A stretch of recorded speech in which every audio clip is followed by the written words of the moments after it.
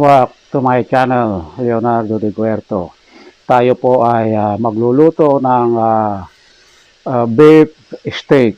Ito po, yan po, pinreto muna natin yung beef steak ng medium low. Ayan po, na may naprito na tayo dyan. At ang ating ingredients, simple lang po. Yan, mayroon igigisa natin sa garlic, sa white onion, tapos mayroong a little bit dark sauce, mga isang kutsara at mahigit lang yan, and then red onion, a slice ng like ring slice, at there mayroon din bell pepper, and then ito ay corn starch with 1 spoon of sugar. At ang seasoning natin ay yan lang yung ano yan, yung liquid seasoning at saka ground black pepper. So yan po. So abangan na lang kung paano ko lulutuin. Alright.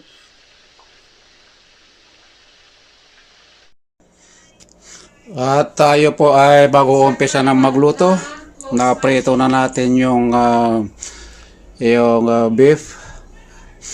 So, maglagay na po tayo ng olive oil. Kahit na hindi olive oil, any cooking oil pwede. Yan, tama lang yan, konti lang. Mahirap yung maraming oil. So, ilagay na natin itong bawang.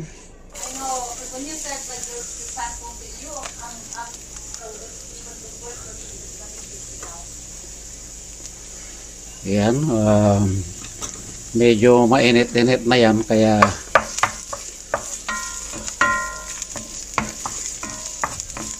madali nang lutuin. Tayo po ay depende na lang sa gusto natin. Pwedeng golden brown, pwedeng hindi ang bawang. So isunod na natin ang sibuyas. Ayan, hiniwa ko lang ng pa-slice, hindi yung pinong-pino. Nasa atin na yun, kung gusto yung pinong-pino pwede. So ayan, so ito, hayaan natin maging golden brown.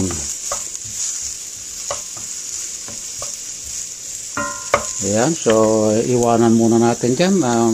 Balikan na lang natin maya maya. Basta tuloy-tuloy lang ang paghahalo.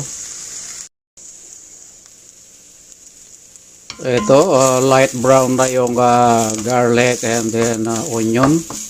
So, pwede na nating ilagay ang susunod na ingredients. Ito dalawang sistema ito. Pwedeng unahin ito, pwede ring unahin ang lalagyan ng konting tubig. Parehas lang yan. So ito, unahin ko na yan. So kung pwede rin yung, as I said, pwede rin yung unahin yung tubig. So lalagyan na po natin ng tubig para hindi siya masunog. Ayan. Usok. Turn on natin yung delikado. Baka mag-alarm.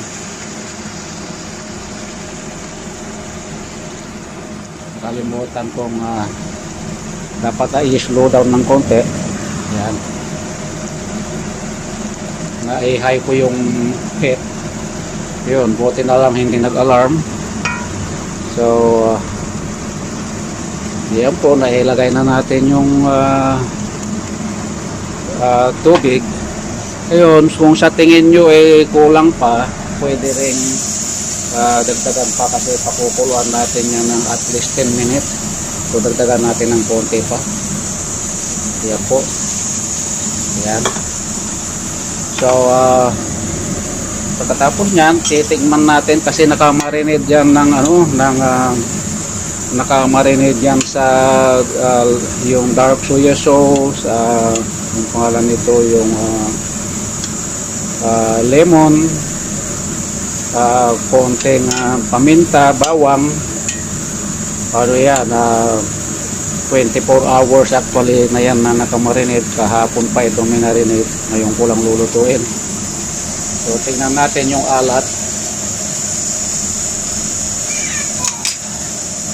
Medyo matabang, so lagyan na rin natin ng itong liquid seasoning. Pwede rin backupan ng light soya sauce or patis, kung kailangan na medyo yung maalat-alat ng konti. Hindi naman yung maalat na maalat. Ayan. Dahil gusto ko spicy, ilagay ko na yung sili ng maaga. Ayan. At yung dark sauce, ilalagay na rin natin. Ano lang yan? Isang kutsara lang yan. Mahigit. Kung sumubra man, konti lang. Ayan. Medyo malikot ang video dahil wala dito yung tripod ko. So ayan po, para makumpleto na yung ano niya. Hugasan natin, sayang yung nakakapit. Hindi ko nahihiwain yung sili dahil kusang madudurog yan mamaya o kaya bago pagkakakain na. At saka ipisa sa ano, sa ating pinggan. So tatakpan po natin yan para mas madaling maluto. So it takes 10 minutes lang, maluto na yan. After 10 minutes, ito na. Ayan. So syempre luto na yan. So ang sunod na ilalagay natin itong bell pepper. As usual, kinuha uli yan sa backyard. And then ilalagay na rin natin ang yung ating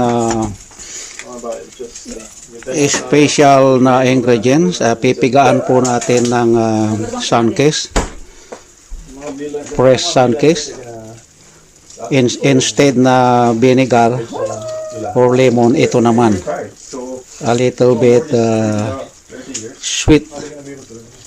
Ayan po. Bali, isang buo ang ilalagay natin. Pipigaan po natin uli. Yummy po yan. Yummy, yummy.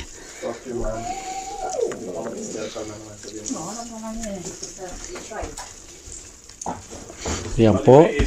Tapos, ilagay na rin natin yung ating yung anong pangalan nito, yung ating cornstarch. Ito na po yung ating cornstarch. Isang kutsara lang yan. Ayan po. And then ipaibabaw na rin natin yung red onion. Ayan. Ayan.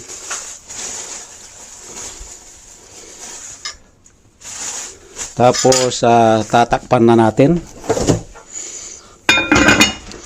Pagka kumulo na yan, that's it.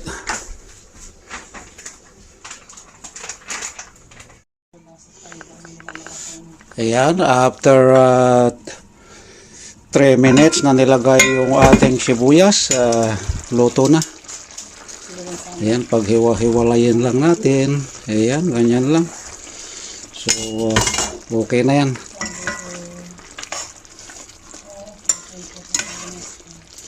Ayan, may lumapot na yung yung ating yung nilagay na cornstarch. Ayan, so luto na po. Ayan po. Ayan. kung nag-enjoy kayo mga kapatid sa aking pinakitang pagluluto ng beef steak ay huwag kalilimutang i-like, comment, and subscribe my channel, Leonardo De Guerto.